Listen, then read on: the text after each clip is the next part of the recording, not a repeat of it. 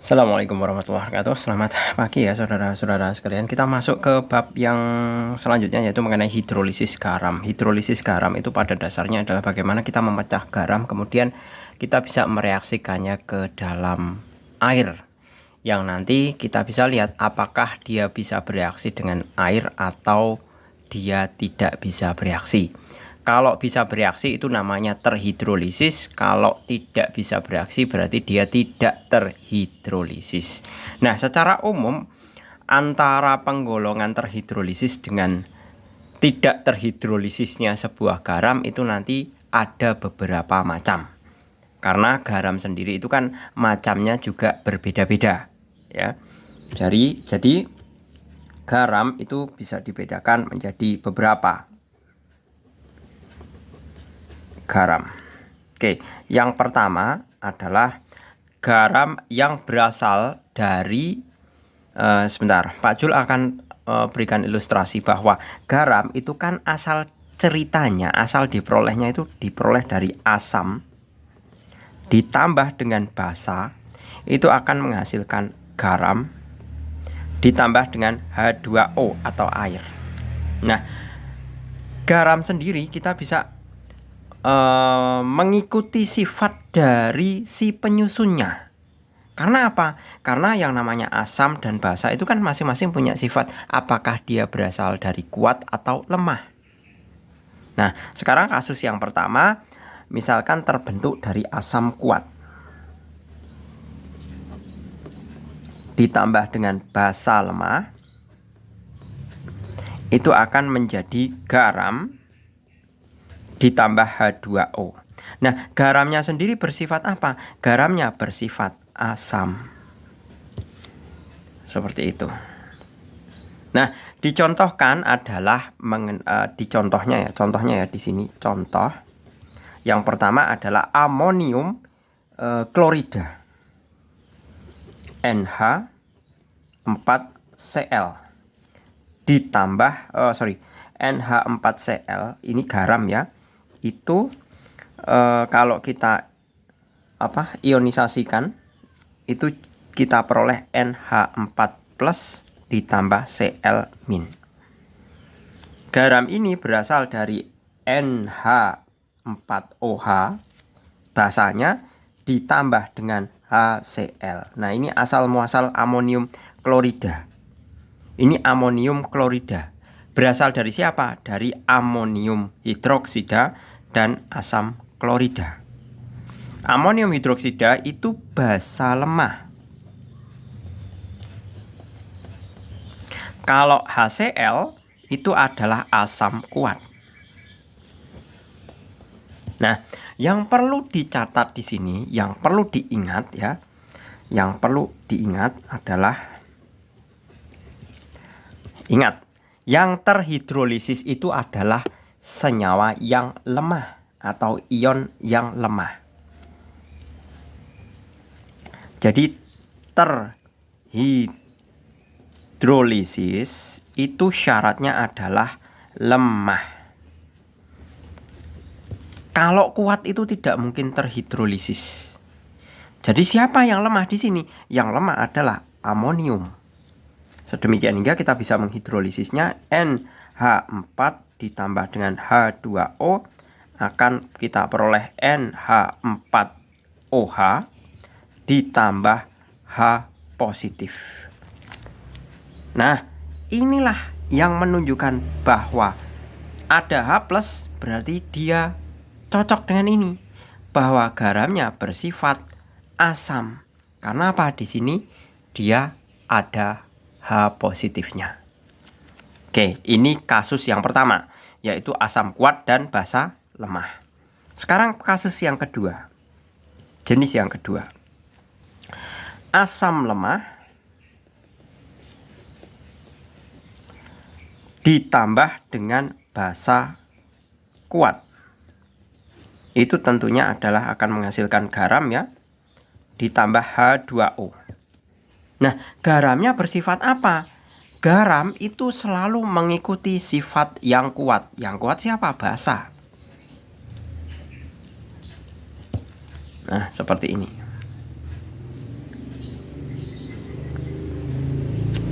Nah, contohnya sekarang, contohnya CH3COONA. CH3COONA. Ini diperoleh dari asam asetat, tentunya asam asetat ya. CH3COOH plus NaOH. Nah, itu jadi seperti ini. Nah, ini kalau pemecahan ionisasinya adalah CH3COO- plus Na positif. Asam asetat itu berasal dari asam lemah. Natrium hidroksida Na plus ini berasal dari natrium hidroksida ya. Na itu golongan 1A, dia pasti basa kuat. Nah, siapa yang terhidrolisis? Ingat, terhidrolisis yang lemah. Nah, berarti yang terhidrolisis adalah CH3COO negatif. Sedemikian juga CH3COO- plus H2O akan kita peroleh CH3COOH plus OH-. Berarti garamnya bersifat apa? Melepas OH-, berarti dia basa. Cocok dengan ini. Ini. Garamnya basa, melepas OH-. Seperti itu. Nah, selanjutnya ada sifat garam yang ketiga, yaitu berasal dari asam lemah ditambah basa lemah akan menghasilkan garam ditambah H2O.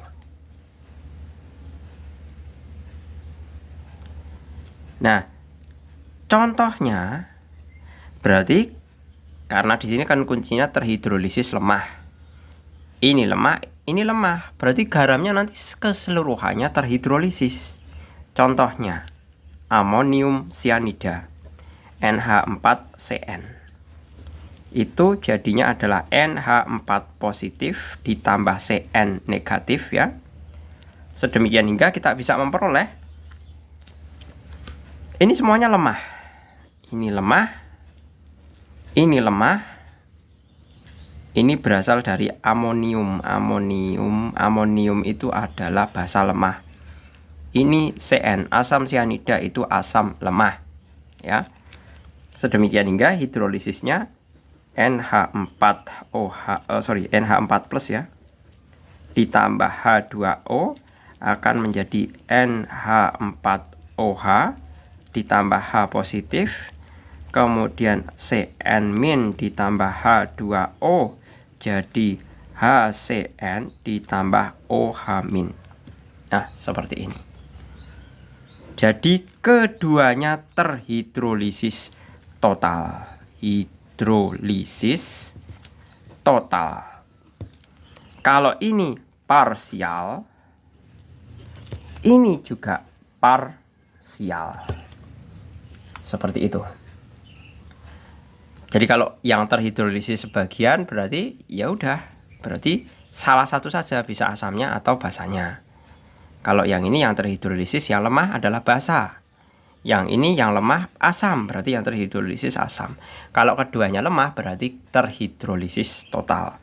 Sedangkan yang terakhir adalah yang keempat, berasal dari asam dan basa kuat semua. Asam kuat dan basa kuat tidak terhidrolisis ya. Jadi untuk jenis yang terakhir yang berupa asam kuat dan basa kuat, dia tidak terhidrolisis. Seperti itu. Gitu ya. Saya rasa cukup untuk pemahaman mengenai bagaimana kita mereaksikan asam dan basa sesuai dengan sifatnya, baik kuat ataupun lemah.